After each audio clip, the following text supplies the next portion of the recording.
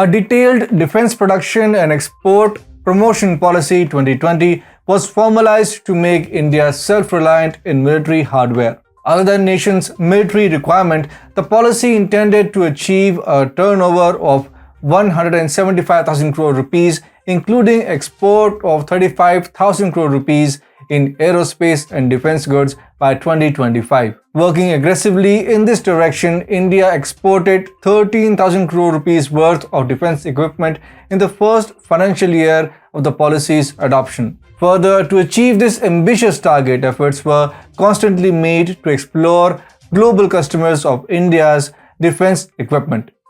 As talks proceed in this direction, a 2,000 crore rupees worth of export order has been signed with Armenia. Namaste and welcome to TFIPost. I'm your host Piyush. If you're watching us on YouTube, please subscribe and press the bell icon to get all the latest updates. If you're watching us on Facebook, do like, share and subscribe to the page. Let's begin with the video report. Armenia, a landlocked Western Asian Christian state, has a long conflict with Muslim-dominated Azerbaijan with regards to disputed Nagorno-Karabakh region. With about 90% Muslim population, Azerbaijan effectively is an Islamic country. Considering this religious fault line, the two countries are constantly engaged in violent struggle and have fought various wars. Due to religious alignment, Turkey has traditionally supported Azerbaijan in any conflict. Although Russia was supposed to be helping Armenia, but due to certain geopolitical realignment, the country restricted its helping hands. Turkey-Azerbaijan relations are defined in terms of one nation and two states. Thus, in the 2020 Nagorno-Karabakh war, Turkey overwhelmingly supported Azerbaijan and ensured Azerbaijan's victory. Not only Azerbaijan but Turkey, in order to become the global Khalifa of Muslim world, has vociferously supported Pakistan and has followed anti-India agenda. From ranting on Kashmir to providing logistical support to Islamists in South Asia, Turkey has done great damage to India. Considering these anti-India stand of Turkey and nation's own defense export promotion policy, India has now signed a 2,000 crore rupees weapons export deal with Armenia. According to reports, a government-to-government route was used to sign a number of contracts for the supply of arms and ammunition. Quoting anonymous sources, the Economic Times reported that the order includes the first ever export of indigenous Pinaka multi-barrel rocket launchers, anti-tank rockets and a range of other ammunition. Developed by the Defense Research and Development Organization and manufactured by indigenous private sector units, Pinaka is a multi-barrel rocket launcher developed for the Indian Army. Attached with a universally movable truck, each Pinaka battery contains 6 launchers, 12 rockets and the Digicore MET radar. Made with 360-degree protection capabilities, each launcher can fire in a separate direction using a fire control computer system. The 6 launchers of a battery are connected via a command post and they can even operate independently. This is not the first time that Armenia is importing defense equipment from India. Last June, a defense delegation from Armenia visited India with a range of military equipment shopping list.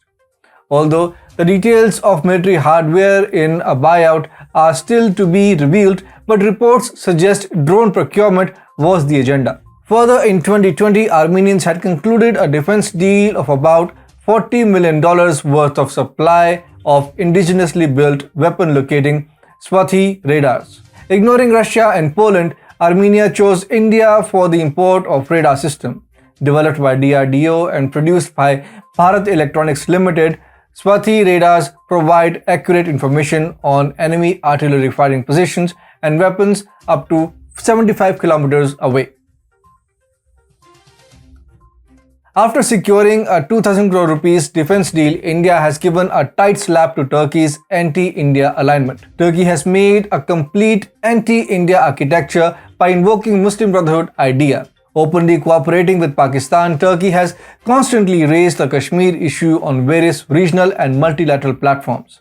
Continuing with the tradition, Turkish President Erdogan once again raised the Kashmir issue in the recently concluded United Nations General Assembly debate. Other than Pakistan, Turkey is arming Bangladesh through weapon export.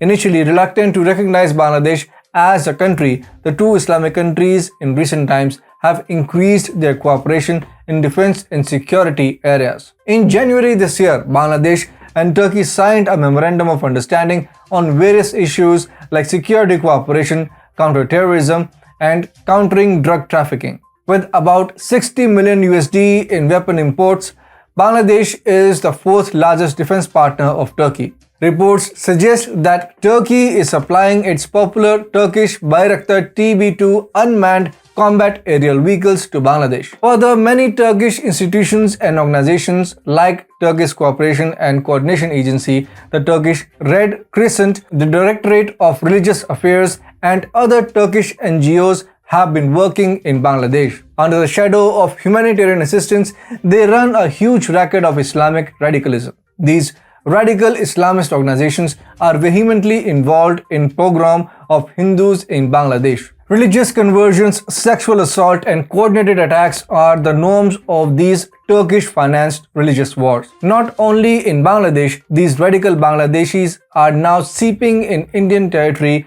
with their indoctrined minds. So concerning these developments, India has begun making alliances with Turkey's rivals.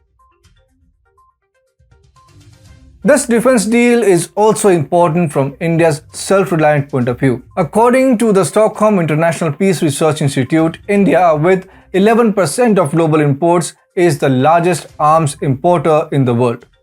Absence of efficient local industries has made India a net importer of defense hardware. But in consonance with Defense Production and Export Promotion Policy 2020, India in recent times has made significant jumps not only in production but also in export. To enhance the foreign investment and increase the defense manufacturing in the country, the FDI limit in the defense sector has been increased to 74% through the automatic route and up to 100% through the government route. In accordance with the offset deal, a lot of foreign companies are establishing manufacturing units in the country. Further, to expedite the export process, countries are being categorized to focus on the production of required defense equipment. The countries on priority lists are Vietnam, Malaysia, Indonesia, the Philippines, Saudi Arabia, UAE, the US, Egypt, and other African countries. Moreover, the recent talks to export Made in India Tejas light combat aircraft fighter jets to Malaysia and Egypt, BrahMos supersonic cruise missiles to Vietnam and Philippines are the live result of India's tedious effort to enhance export base. The 2,000 crore rupees export deal with Armenia is an extension of India's long-term export initiative. The deal will open the market of India's defense goods in Central Asia and give a huge boost to domestic industries. But due to geopolitical overhaul, many buyers are running in search for alternate suppliers. American products being costly, India can fill the void left by Russia. Consequently, the deal has hit two targets simultaneously. On one hand, India has given Turkey the taste of its own medicine. On the other hand, India has secured a good defense deal to enhance its export base.